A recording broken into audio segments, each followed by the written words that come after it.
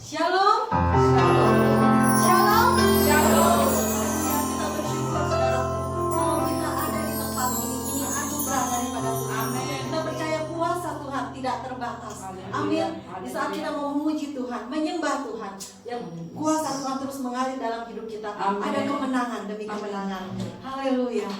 Saat ini kita mau siapkan hati kita. Kita mau sembah Dia.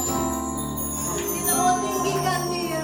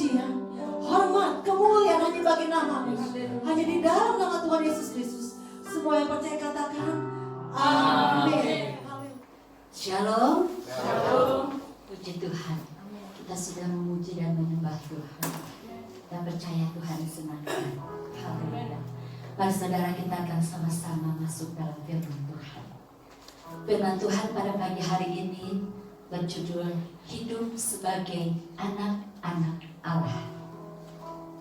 Kita buka dalam kitab Yohanes 1 ayat yang ke-12. Kalau sudah, kita akan baca bersama-sama. Yohanes 1 ayat yang ke-12. 2, 3. Tetapi semua orang yang menerimanya diberinya kuasa supaya menjadi anak-anak Allah, yaitu mereka yang percaya dalam namanya. Amin. Kita lanjutkan dengan 1 Yohanes 3 ayat 1a. Lihatlah betapa besarnya kasih yang dikaruniakan Bapa kepada kita, sehingga kita disebut anak-anak Allah. Amin. Haleluya. Luar biasa, saudara. Siapakah kita, saudara?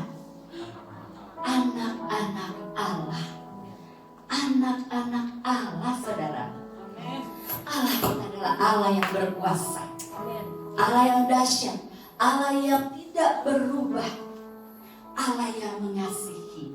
Kita bukan anak-anak sembarangan, kita anak-anak Allah. Sejak kita menerima Tuhan Yesus sebagai Tuhan dan Juru Selamat, di dalam hati kita, kita mengaku bahwa Yesus adalah Tuhan, kita dibaptis, kita dimeteraikan, Roh Kudus yang memeteraikan kita, kita disebut anak-anak Allah. Kita istimewa. Kalau bahasa Inggris bilang kita punya privilege, punya hak-hak istimewa, karena kita adalah anak-anak Allah. Tidak memandang siapa kita, apakah kita orang kaya, ya, apakah kita sederhana, apakah saya ganteng atau cantik, atau saya hanya biasa-biasa saja, ya. Apakah keadaan kita ketika kita menerima Tuhan Yesus sebagai Tuhan dan Juru Selamat, kita langsung disebut anak-anak Allah dan kita mendapatkan hak-hak istimewa dari Allah. Apa hak istimewanya, saudara? Ya. Kalau Allah, ya, kalau kita anak Allah, berarti Allah adalah Bapa kita. Kita diberikan kuasa hak untuk memanggil Dia Bapa. Tidak ada di kepercayaan atau agama manapun yang memanggil Allah itu dengan Bapa. Hanya kita orang yang percaya kepada Tuhan Yesus, kita diberi hak, diberi kuasa untuk kita memanggil Allah itu dengan Bapa. Karena memang Dia adalah Bapa kita. Dia mengangkat kita menjadi anaknya. Luar biasa. Kita bisa bertemu dengan Bapa kita kapan saja. Kita bisa bicara dengan Bapa kita dalam doa kapan saja.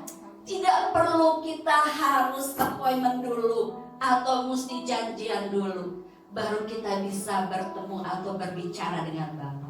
Kapanpun kita butuh, kita bisa datang setiap saat. Tidak perlu tempat khusus, tidak perlu cara-cara khusus kita harus menghadap kemana, ya.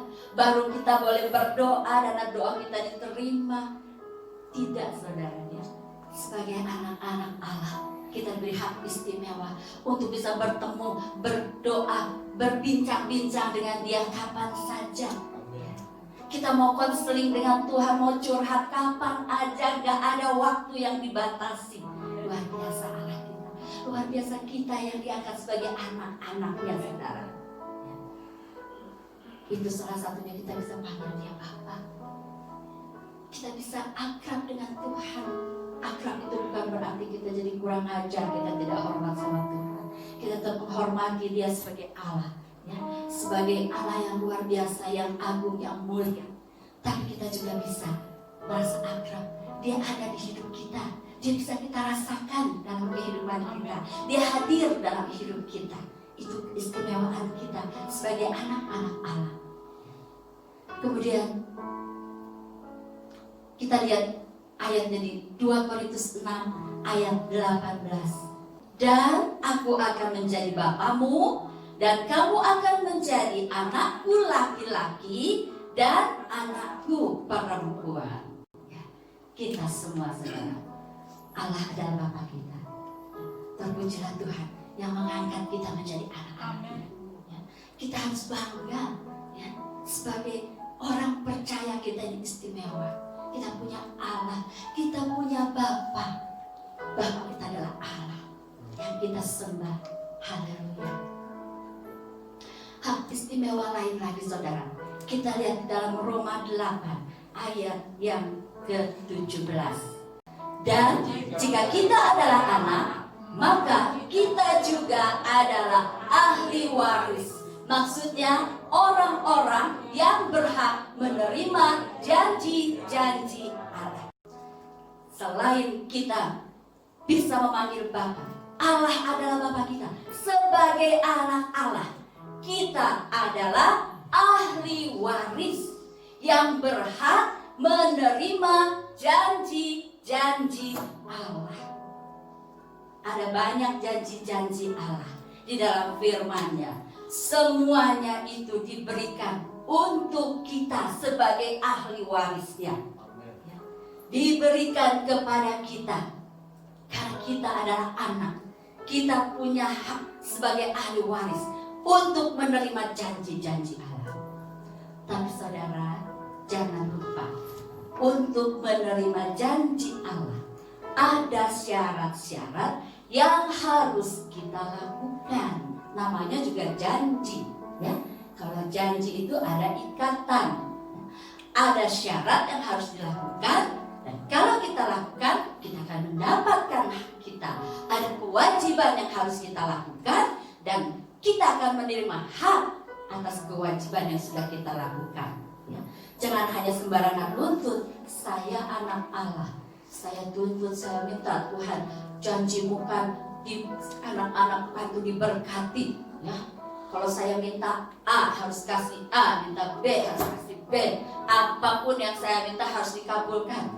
Kan begitu saudara? Sudahkah kita melaksanakan kewajiban kita? Kalau kita sudah melaksanakan kewajiban kita sebagai anak-anak Allah, Dia adalah Allah yang setia. Dia tidak pernah mengingkari janjinya. Apa yang Dia janjikan pasti diberikan, digenapi.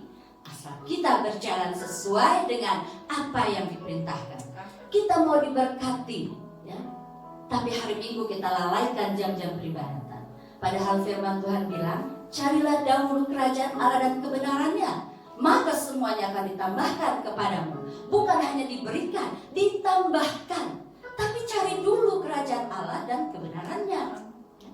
Kalau kita ibadah aja males, doa aja males, baca firman aja males, tapi kita mau menuntut, kita tuntut janji Allah, ya. Lakukan dulu kewajiban kita. Dia Allah yang setia. Gak perlu kita klaim-klaim janji Tuhan. Kalau kita melakukan kewajiban kita, otomatis Tuhan akan berikan apa yang menjadi hak kita. Sebagai anak-anak, firman Tuhan bilang, anak-anak, taatilah orang tuamu di dalam Tuhan. Hormatilah ayah ibumu, maka kamu akan berbahagia dan panjang umurmu di bumi. Ya. Kalau kita mau jadi anak-anak yang berhasil, yang sukses, bahagia, firman Tuhan bilang, taati orang tuamu, hormati ayah ibumu. Ya. Jadi jangan, aduh, saya kok kalau jadi anak nanti mau ini gak tercapai, mau itu gak tercapai, mau ini gak bisa. Lihat kehidupanmu. Apakah menghormati orang tuamu? Apakah kamu taat kepada orang tuamu? Kalau itu yang kamu lakukan, gak usah kita minta-minta dengan kayak gimana sama Tuhan. Tuhan akan sediakan yang terbaik untuk masa depan kita. Kalau Dia berjanji, Dia tidak akan mengingkari. Dia Allah yang setia. Kita adalah ahli waris. Janji-janji Tuhan itu banyak, saudara. Tapi lakukanlah kewajiban kita sebagai anak-anak Allah. Di mana kita bisa tahu kewajiban-kewajiban kita? Di dalam firman Tuhan tentunya. Tidak ada di yang lain-lain, ya. Bukan kita harus mentaati hal-hal yang di luar firman Tuhan, ya. Mengikuti aturan-aturan dunia, adat istiadat, atau hal yang lain. Yang harus dilakukan adalah firman Tuhan. Maka janji-janji Tuhan itu digenapi dalam hidup kita. Sebagai ahli waris, kita akan menerima janji-janji Allah. Apalagi saudara, hak istimewa kita. Di dalam Filipi 3 ayat 20. Karena kewargaan kita adalah di dalam sorga. Kita punya hak istimewa lagi. Kewarganegaraan kita ada di dalam sorga. Ketika kita menerima Tuhan Yesus sebagai Tuhan dan Juru Selamat, dan kita hidup di dalam iman kita setia sampai akhir, hak kita sebagai warga negara sorga akan diberikan kepada kita.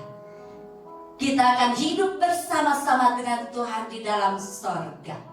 Dan sorga itu menjadi bagian kita, saudara. Ya, luar biasa kita ini, saudara. Kita ini bukan anak-anak yang sembarangan. Kita ini betul-betul istimewa. Tuhan mempersiapkan kita, ya, sejak kita di bumi ini sampai nanti kita masuk dalam kekekalan. Hak-hak istimewa Tuhan berikan kepada kita. Kita warga negara surga. Nama kita tercatat dalam kitab kehidupan. Asal kita tinggal setia di dalam iman kita kepada Tuhan Yesus. Jaminan itu ada diberikan kepada kita. Tidak ada kepercayaan atau agama apapun yang menjamin kita seperti yang Tuhan Yesus janjikan. Ya.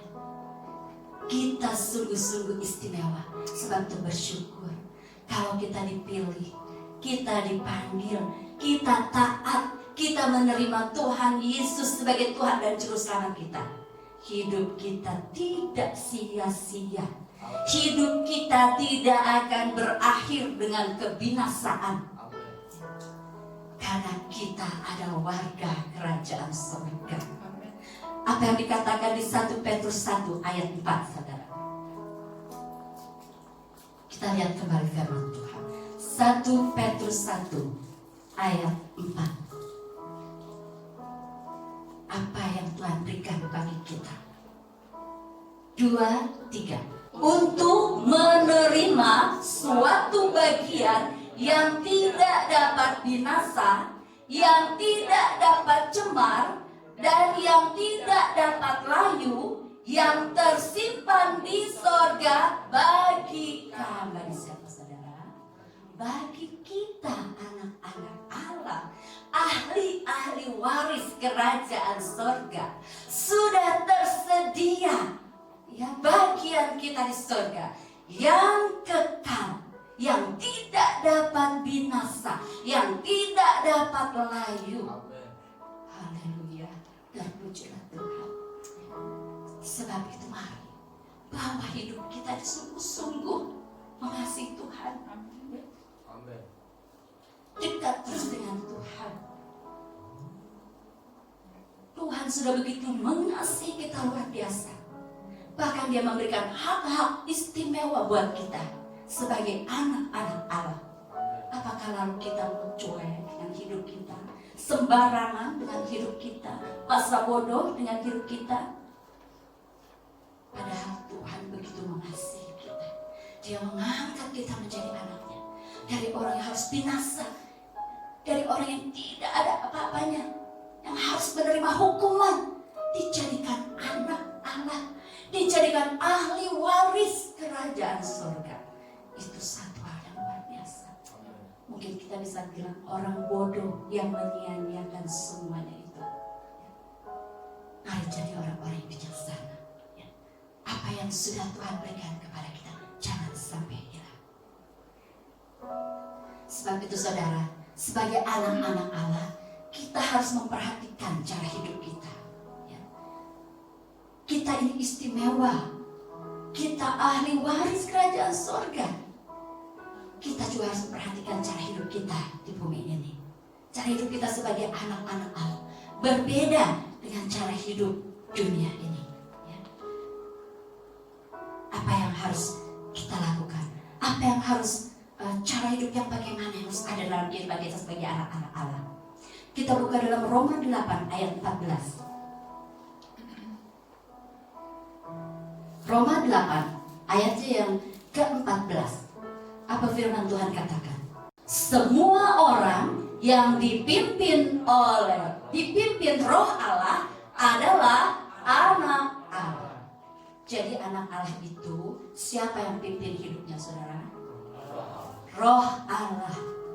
Bukan egonya, bukan kemauan sendiri, bukan aturan dunia, bukan aturan adat istiadat. Tapi yang memimpin adalah Roh Allah. Baru kita benar-benar anak Allah, bukan anak Allah gadungan. kalau benar-benar anak Allah, hidupnya harus dipimpin oleh Roh Allah. Ketika kita menerima Tuhan Yesus, ya, kita dijadikan ciptaan yang baru. Ciptaan yang baru berarti kita hidup di dalam roh, bukan di dalam daging. Hidup sebagai anak-anak Allah, dipimpin oleh Roh Allah, berarti harus mengenakan manusia baru seutuhnya, gak boleh tawar-menawar. Karena itu ciri sebagai anak Allah, hidup dipimpin oleh Roh Allah, ya. Apalagi saudara, ciri kita sebagai anak Allah, apa yang harus kita lakukan sebagai anak-anak Allah? 1 Yohanes 3 ayat 10. 1 Yohanes 3 ayat 10. Firman Tuhan berkata, inilah tandanya anak-anak Allah dan anak-anak iblis. Setiap orang yang tidak berbuat kebenaran tidak berasal dari Allah. Nah, saudara, jadi ini Alkitab menyatakannya kebalikannya, ya. Tandanya anak-anak Allah dan anak-anak iblis. Setiap orang yang tidak berbuat kebenaran tidak berasal dari Allah. Jadi kalau dia berasal dari Allah, kalau dia anak Allah, apa yang harus dia lakukan? Kebenaran, ya. Kebenaran yang harus dilakukan, yang harus dipraktikkan dalam kehidupan ini. Jadi kalau kita sudah tahu itu tidak benar, jangan dilakukan, ya. Ukurannya dari mana benar tidaknya? Apakah sesuai dengan firman Tuhan atau tidak? Kalau tidak sesuai dengan firman Tuhan, sudah pasti itu tidak benar, ya. Jadi sebagai anak-anak Allah, yang harus kita lakukan adalah hidup dalam kebenaran. Kalau Roh Allah yang memimpin kita, pasti akan membawa kita kepada kebenaran. Karena Roh Allah tidak mungkin membawa kita menyimpang dari kebenaran. Roh Allah tidak mungkin membawa kita kepada jalan yang salah. Roh Allah tidak mungkin menjerumuskan kita kepada hal-hal yang tidak benar, ya. Roh Allah pasti membawa kita kepada kebenaran. Jadi kalau kita hidup dipimpin oleh Roh Allah, pasti kita juga hidup dalam kebenaran. Tadi selanjutnya firman Tuhan mengatakan di ayat 1 Yohanes 3 yang 10 bagian akhir, demikian juga barang siapa yang tidak mengasihi saudaranya berarti tidak berasal dari Allah, ya. Jadi hal yang ketiga yang harus dilakukan tadi, dipimpin oleh Roh Allah, hidup dalam kebenaran, melakukan kebenaran.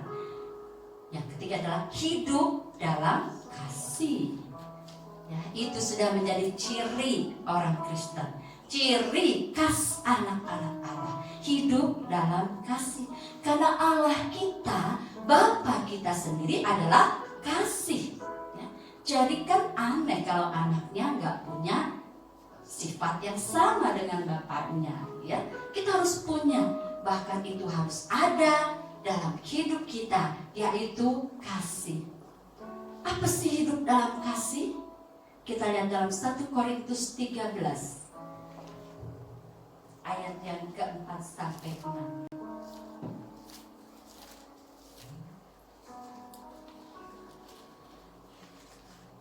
1 Korintus 13 ayat yang ke-4 sampai 6 di sana dikatakan, apa itu kasih? Kalau kita hidup di dalam kasih, berarti apa yang harus kita lakukan? Kasih itu sabar. Kasih itu sabar. Kasih itu murah hati. Ia tidak cemburu. Ia tidak memegahkan diri dan tidak sombong. Ia tidak melakukan yang tidak sopan dan tidak mencari keuntungan diri sendiri. Ia tidak pemarah dan tidak menyimpan kesalahan orang lain. Ia tidak bersukacita karena ketidakadilan, tetapi karena kebenaran. Ia menutupi segala sesuatu, percaya segala sesuatu, mengharapkan segala sesuatu, sabar menanggung segala sesuatu. Sabar yang pertama dikatakan saudara situ ya. Kalau kita hidup dalam kasih berarti ada buah roh dalam hidup kita ya. Sabar. Orang yang sabar itu berarti punya daya tahan yang kuat saudara ya. Coba aja ya. Kalau kita sabar dengan keadaan apapun yang kita alami, kita tidak dengan keadaan kita tidak kecewa, tidak mudah putus asa, ya, tidak mudah menyalahkan Tuhan. Kita percaya waktunya Tuhan, menunggu waktunya Tuhan. Mungkin doa-doa kita belum dijawab, mungkin kita mengharapkan perubahan dari kehidupan istri atau suami kita, perubahan dari kehidupan anak-anak kita, tapi belum ada hasilnya. Sabar saudara, sabar. Jangan lalu kita jadi marah-marah sendiri, kecewa. Tuhan, saya udah berdoa begini-begini tapi kok gak dijawab-jawab ya. Kecewa mulai atau bahkan sampai kepada putus asa. Orang yang sabar akan bertahan sebenarnya. Orang yang sabar akan bertahan. Sabar itu menunjukkan dia itu seorang yang kuat. Jadi Tuhan saudara ya. Katakan lagi kasih itu apa yang harus dilakukan kalau kita hidup dalam kasih? Murah hati. Murah hati itu mudah tergerak untuk memberinya. Namanya tergerak berarti itu ada tindakan, ya. Bukan cuma tergerak lalu nggak ada nggak ada action apa namanya tergerak berarti melakukan, ya.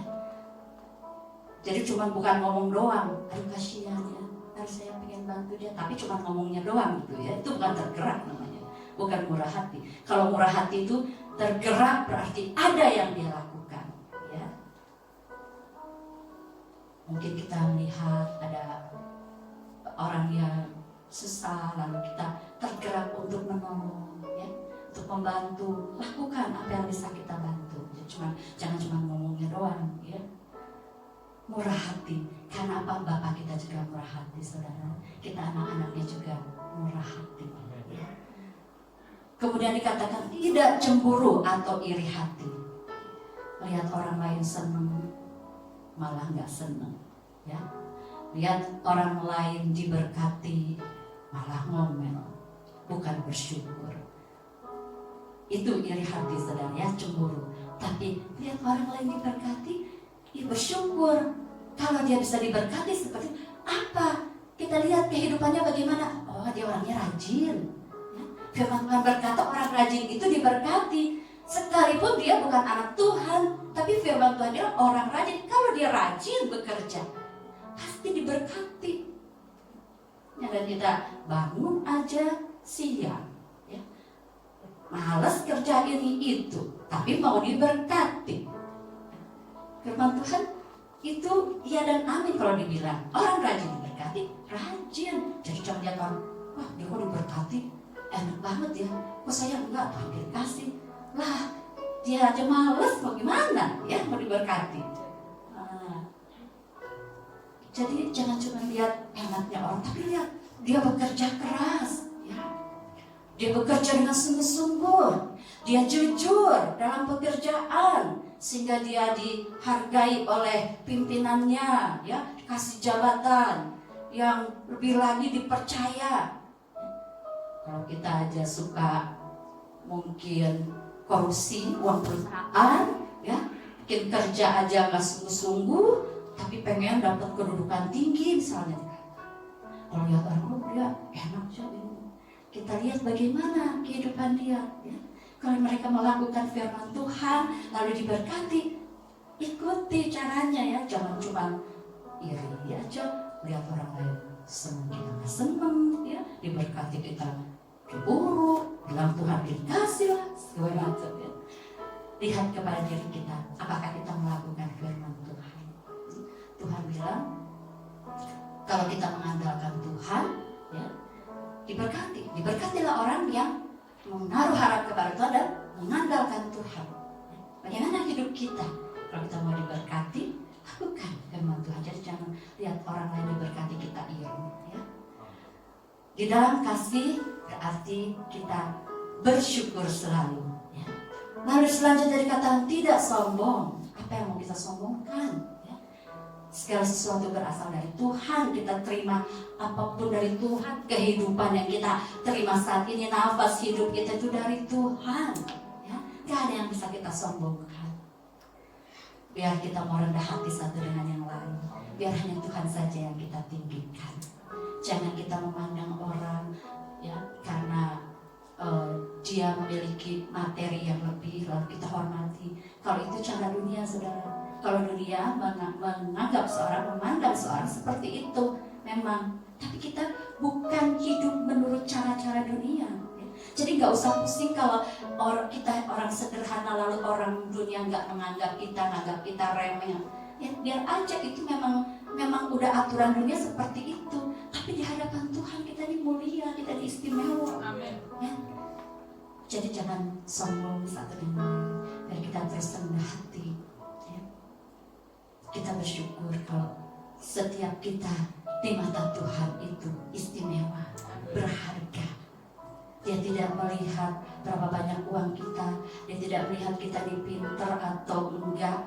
Yang dia lihat hati kita, ya. Kalau hati kita berkenan hadapan Tuhan, ya. Dia adalah Bapa yang setia. Dia akan memelihara kehidupan kita. Selanjutnya dikatakan, apa kasih itu? Tidak melakukan yang tidak sopan. Anak-anak Allah itu hidupnya harus tertib, ada etika, nggak sembrono, ya. Tertib hidupnya, tidak melakukan yang tidak sopan, ya. Berarti kita hidup dalam kasih. Perhatikan cara hidup kita, perhatikan perilaku kita, cara kita berbicara, ya. Jangan melakukan yang tidak sopan, ya. Perkataan yang keluar dari mulut kita, ya. Lakukan semua yang sopan. Cara kita berpakaian sebagai anak-anak Allah, lakukan yang sopan, ya. Boleh pakai pakaian yang bagus, indah, nggak salah kok, ya. Tapi sopan, ya. Jangan bolong di sana sini, ya. Atau yang di atas terlalu turun, yang bawah terlalu naik. Lakukan yang sopan kalau kita ke gereja, ya. Hormati Tuhan, ya. Lakukan yang sopan. Anak-anak Allah itu hidupnya tertib, ya. Tahu menghormati satu dengan yang lain. Hidup tertib, tidak melakukan yang tidak sopan. Lagi firman Tuhan selanjutnya dikatakan, tidak mencari keuntungan diri sendiri. Kalau kita hidup dalam kasih, kita nggak cuma mentingin keuntungan kita. Masa bodoh orang lain dirugikan karena kita, masa bodoh orang lain kecewa karena kita, masa bodoh orang lain nggak mendapatkan bagiannya karena kita, ya. Kita tidak begitu. Anak-anak Tuhan tidak mencari keuntungan diri sendiri, ya. Tidak egois. Kita juga memperhatikan kepentingan orang lain, ya. Mari kita saling mengasihi satu dengan yang lain, ya. Jangan cari untung sendiri. Kita mau orang lain juga senang, orang lain juga diberkati, ya. Melalui hidup kita.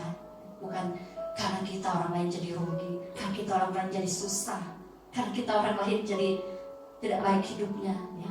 Anak-anak Allah harus memperhatikan orang lain dengan baik, ya. Bukan cari untung sendiri. Kemudian selanjutnya dikatakan tidak pemarah. Tidak pemarah itu bukan berarti nggak boleh marah, saudara, ya. Kalau pemarah itu kerjaannya marah-marah, ya. Sedikit marah itu pemarah. Tapi kalau kita marah untuk yang baik, ya nggak masalah juga. Firman Tuhan juga bilang boleh marah, tapi jangan lebih, kan jangan sampai matahari terbenam katanya. Maksudnya ya jangan lebih dari 24 jam deh gitu paling lama, ya. Kalau kita marah-marah 24 jam harus selesai gitu, ya. Tapi kalau marah, tapi jangan pemarah. Kalau pemarah tuh terus aja, bahkan bisa berhari-hari, ya. Dengan anak-anak kita atau dengan saudara kita, kalau anak-anak Tuhan, kalau misalnya ada yang marah sampai berminggu-minggu, malah ada orang tua yang nggak ngomongan sama anak atau anak nggak ngomongan sama orang tua, aduh sampai berhari-hari. karena anak nggak mau ditegur sama orang tua, atau karena orang tua kesel sama anak, ya, sampai bisa marahan, sampai berbulan-bulan. Bagaimana ini ya? Sebagai anak-anak Allah, bukan itu yang kita lakukan, ya.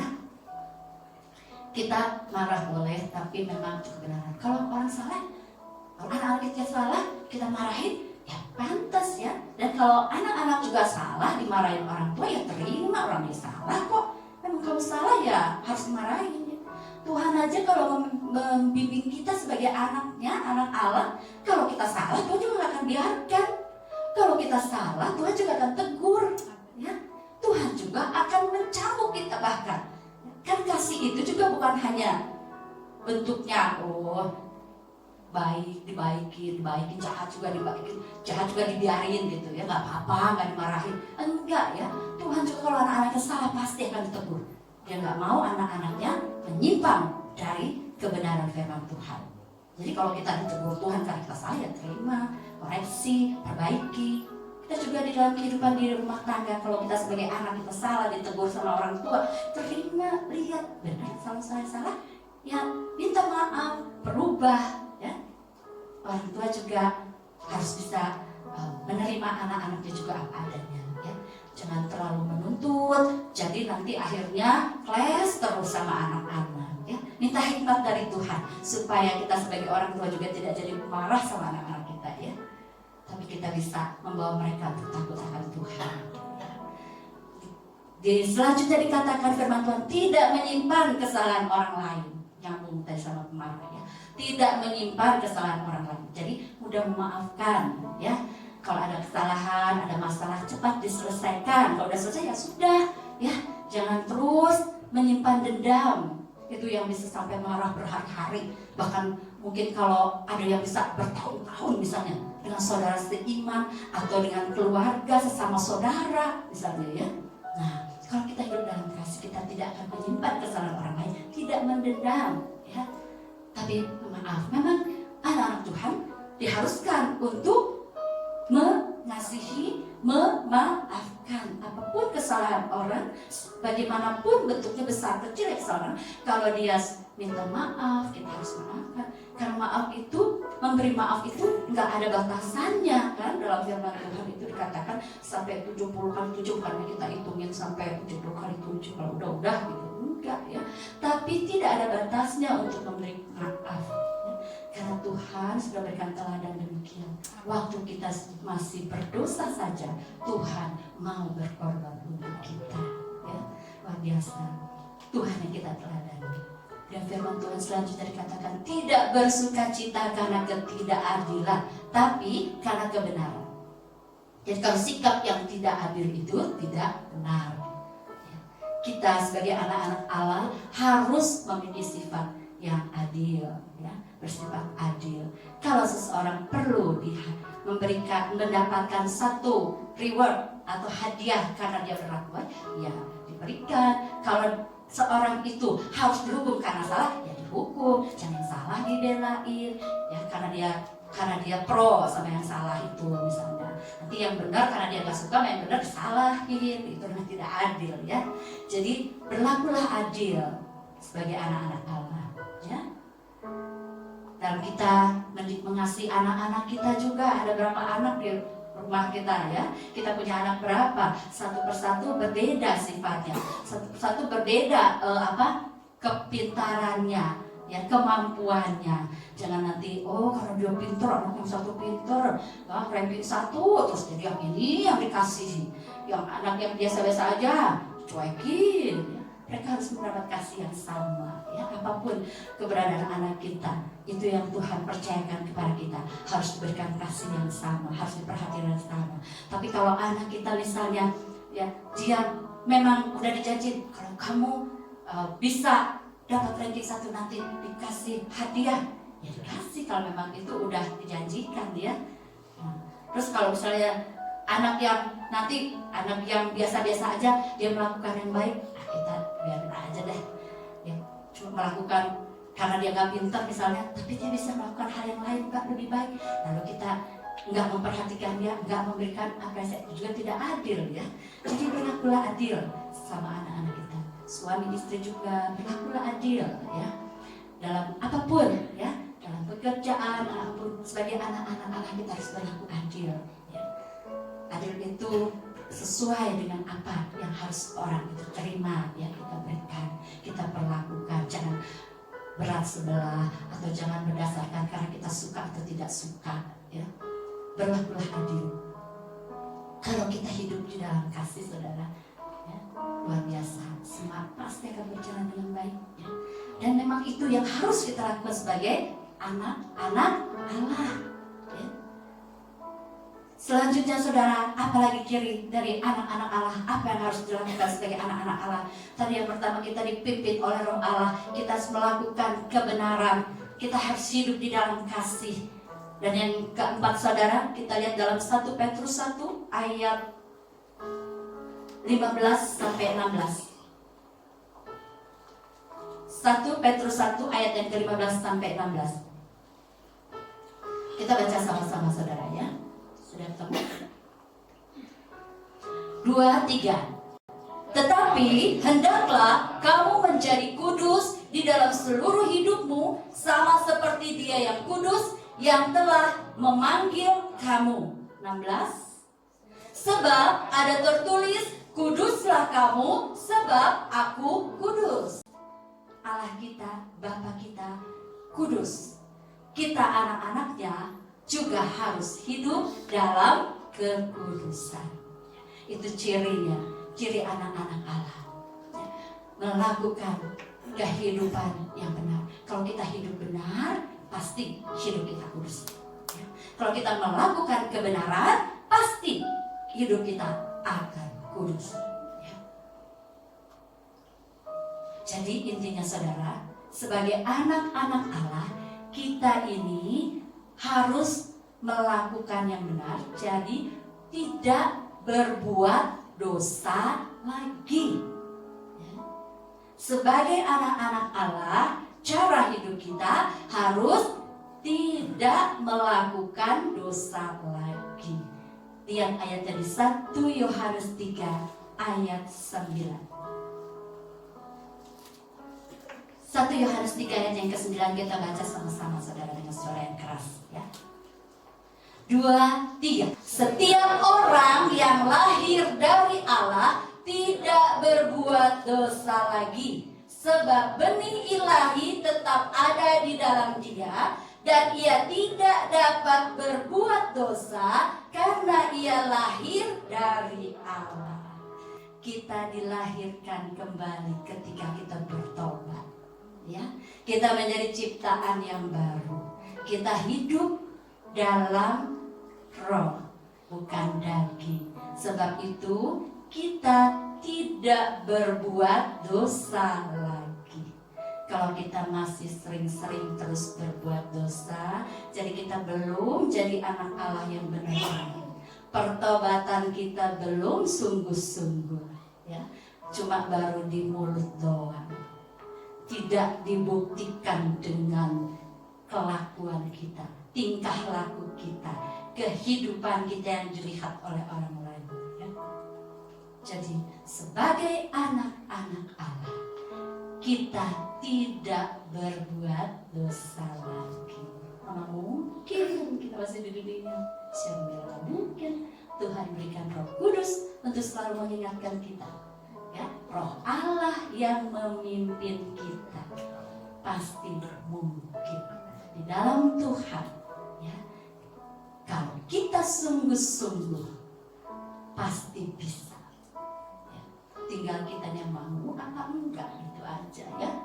Sebab itu saudara, bahwa hidup kita untuk senangkan Tuhan sebagai anak-anak Allah yang menerima janji-janji Allah, yang sudah disediakan tempat bagian yang luar biasa di sorga.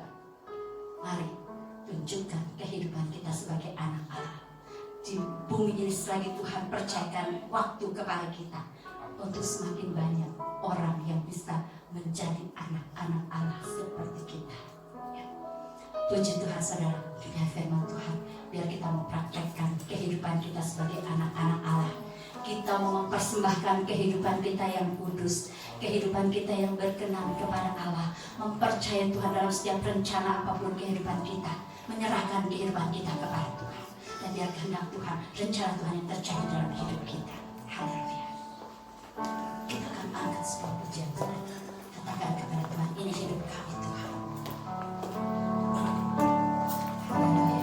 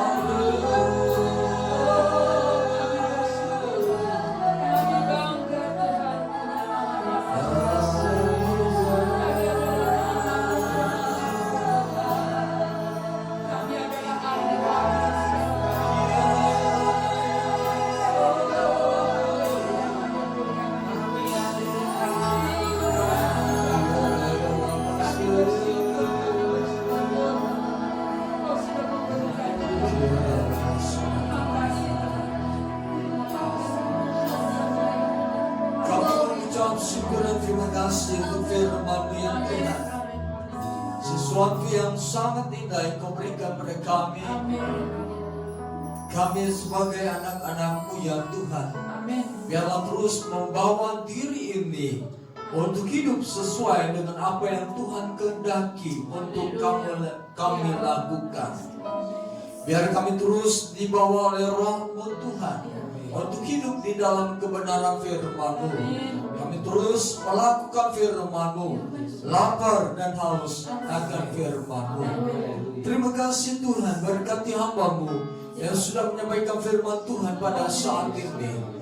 Diberkatilah akan segenap kehidupan pribadi, keluarga dan pelayanannya. Terima kasih Tuhan, terpuji nama Tuhan. Kami serahkan kehidupan kami ke dalam tangan Tuhan. Biarlah Roh Allah menuntun kami terus agar kami menjadi sesuai dengan kehendak Tuhan, bahwa kami dipanggil dan dipilih untuk menjadi serupa dengan gambaran Yesus Kristus. Oleh sebab itu biarlah Roh Kudus akan terus menuntun kami dan kami tunduk kepada segala kehendak yang dari Allah. Terima kasih Tuhan, terpuji nama Tuhan. Kami berdoa untuk bangsa dan negara ini. Kami mohon berkat Allah turun untuk bangsa dan negara ini. Kami berdoa untuk pemerintahan. Diberkatilah mereka, biar mereka dapat menjadi orang-orang yang seturut dengan kehendak Tuhan. Berkati TNI dan Polri. Kami mengucap syukur dan terima kasih. Kami memberi kekuatan kepada mereka. Kami memberikan suatu semangat dalam hidup mereka untuk bertindak di dalam kebenaran. Berkati mereka, lindungi mereka Tuhan. Terima kasih Tuhan. Demikian juga untuk keluarga-keluarga mereka, dimanapun mereka berada, ditolong oleh Tuhan, diberkati oleh Tuhan. Terima kasih Tuhan, terpuji nama Tuhan. Bagi mereka yang sedang menghadapi suatu penyakit karena COVID-19 ini, dalam nama Yesus, biarlah Tuhan juga akan menjaga mereka dan memberi kesembuhan. Terima kasih Tuhan, terpuji nama Tuhan. Sebentar kami akan kembali ke rumah kami masing-masing. Kemanapun kami akan melangkahkan kaki, kami percaya Tuhanlah yang memimpin kami semua. Terpuji nama Tuhan. Saudara yang dikasihi dalam nama Tuhan Yesus Kristus, terimalah damai sejahtera, anugerah, berkat dari Allah Bapa, cinta kasih dari Yesus Kristus, kekuatan, penghiburan dan pertolongan dari Allah Roh Kudus kita terima mulai saat ini sampai kedatangan Yesus Kristus yang kedua kali ke dalam dunia ini. Dalam nama Tuhan Yesus kami berdoa. Amin.